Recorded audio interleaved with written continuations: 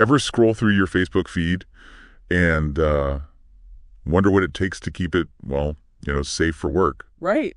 It's kind of amazing when you think about it, right? Like, Right. how much disturbing content must be out there Oh, totally. that we never see. Yeah, there's a whole hidden world behind those perfectly curated posts and vacation pics. Yeah, and that's actually what we're diving into today, that hidden world. That's right, the underbelly of the internet, if you will. And we're going to be looking specifically at Facebook. We have this article, Pasted Text. Oh, yeah, this is a tough one. Yeah, it's pretty intense. And it gets into the real nitty-gritty of what it's like to be a content moderator. The human cost of keeping the internet, quote unquote, clean. Yeah, exactly. And the stories are from the moderators themselves. So these are real people, real experiences. This isn't some hypothetical thought experiment. This is the reality for thousands of workers. And I think a good place to start is with this guy, James Irungu. Oh, yeah. Rungu's story is a powerful one. Yeah, he's from Kibera, the huge slum in Nairobi. Yeah. Right, and he was offered this job with Samasource, doing content moderation for Facebook. And for him, it was like winning the lottery. I mean, they were offering him double what he was making before. And it's important to remember the context here. I mean, imagine living in a place like Kibera, the poverty, the lack of opportunity. Yeah, so this job, it represents hope, a chance for a better life. Right. But then there's the reality of the work itself. And that's where things take a dark turn. Because it's not just flagging a few inappropriate jokes or spam comments. We're talking graphic violence, hate speech, child exploitation. Yeah, I mean, the article describes some truly horrific images. One that really stuck with me was Iringu talking about seeing a picture of a child still alive with their stomach torn open. I mean, how do you even begin to process something like that? Seriously, it's just unimaginable. And that's the thing. Day after day, these moderators are exposed to the very worst of humanity. And it takes a toll, right? It's got to. Oh, absolutely. The psychological impact of this kind of work is immense. I mean, we're talking potential PTSD, anxiety, depression, all of that. This is trauma, plain and simple. And what's crazy is how this stuff spills over into their personal lives. Right. It's not something you can just leave at the office. Yeah, I mean, take Irungu, for example. He kept his job a secret from his wife. He was afraid of how she would react, right? Yeah, but that secrecy created this huge rift between them.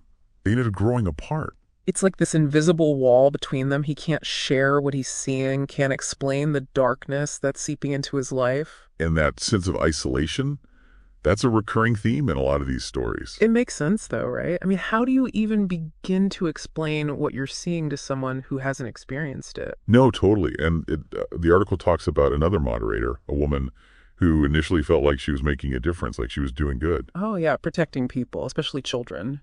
And I can see how that feeling, that sense of purpose, would be really important in a job like this.